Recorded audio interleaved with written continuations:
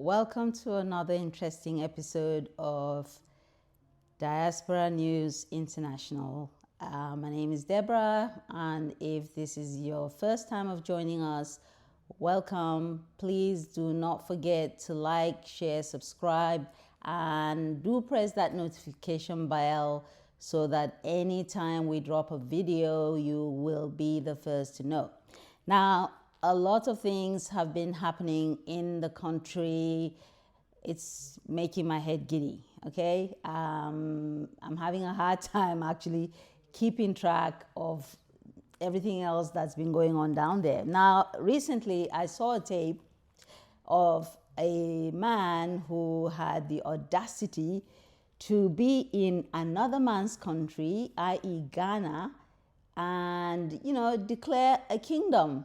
It's like someone coming to my house and carving out one room and saying, well, this is my room now, and any person who is my friend, any vagabond can just waltz in, and they're welcome, and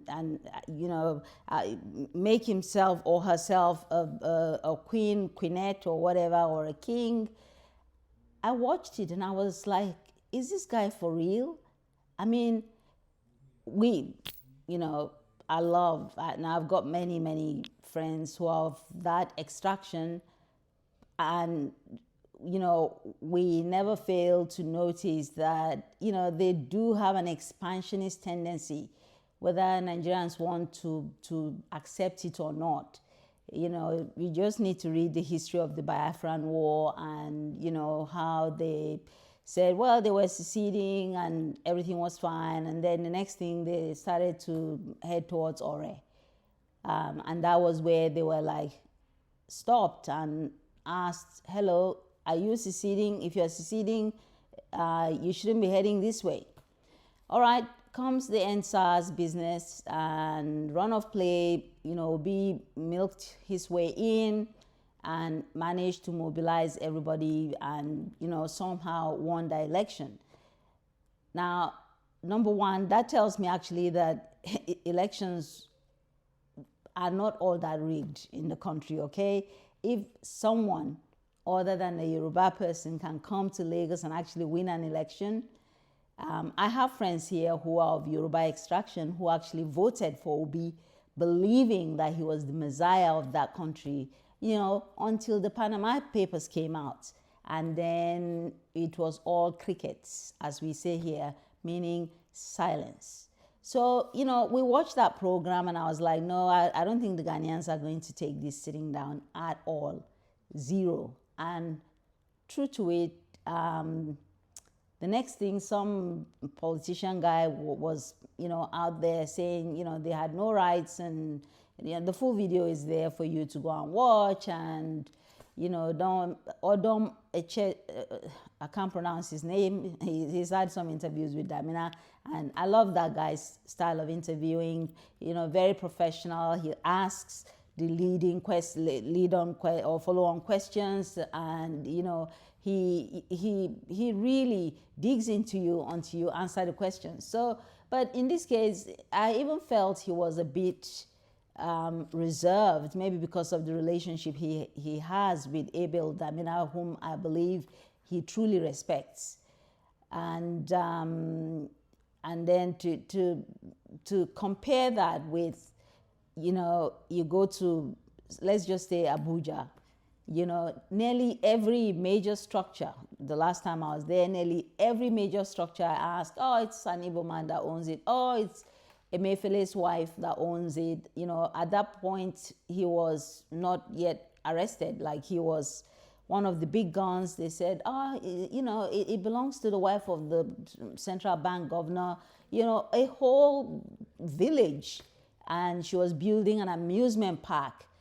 And I often wondered, to myself over the years, not just because of Emefiele, but, why don't Ibos like to go and develop their Onitsha, their Owerri, their Anambras, their Inewis, or wherever, all those, their places? They often want to go to other people's place, take domicile there and then commandeer the whole market. Like if you go to any market, if it's spare parts that is being sold, all the Ibos will just commandeer that market and then, shove out anyone who's not Igbo, and they price fix, they price gouge, and and next thing you know, they start throwing their weight around and bullying the natives of that place.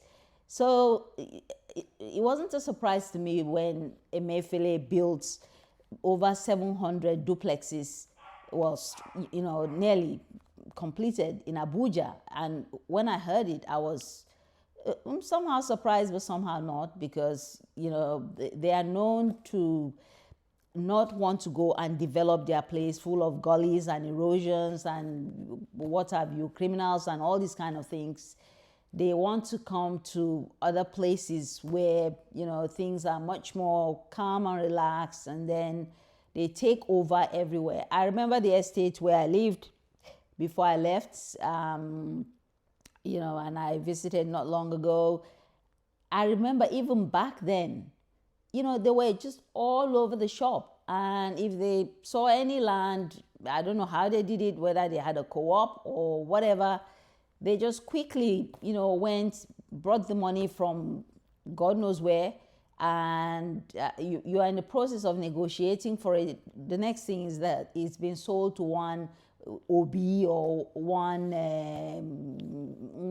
or something to that effect. So look, I think anything that happens to them in this politics, they have themselves to blame, because they started to try and lay claim to Lagos because Obi won Lagos. And I think the Lagosians have had it up to here, just like the Ghanaians. And they came out in droves and made sure that, not a single local government went to any stray person, okay? And I'll hope that they will learn their lessons, because I remember again watching one program where that Senator Onwa Ebonyi, or whatever his name was trying to tell Mr. Akpabio, the Senate president, that, when we are landing, I don't want to see those shacks and, those kind of places, we want to see landing where? Landing where? Abuja is not for you, it's for everybody. Okay? Tell me, in the riverine areas, all those people, living in those marshland areas, do you go around and tell maybe Wike or Rotimi Amechi, when they were governors, to make sure they clear those people, so that, when you are landing in the Niger Delta, you don't want to see such eyesores as you are seeing in Abuja? I think Ibos really need to sit and rethink their strategy, because head or tail, most Nigerians do not trust them. And when I say most Nigerians, I mean the regions. And because of the way they play their hands, they often end up losing. It's high time they, sit around the table and think about what's good for their area, and then think about what's good for the common good of Nigerians, just like everybody else, and not think that they will pack the monies of their people and then come down to the north or go up to Lagos and spread their wings and then start to call themselves, king of somewhere or king of nowhere. I think, it's just very bad optics. And I really don't know what their leaders are doing, because for everything they say, at the end of the day, their Igbo-ness is what is most important to them, not Nigeria. Thank you.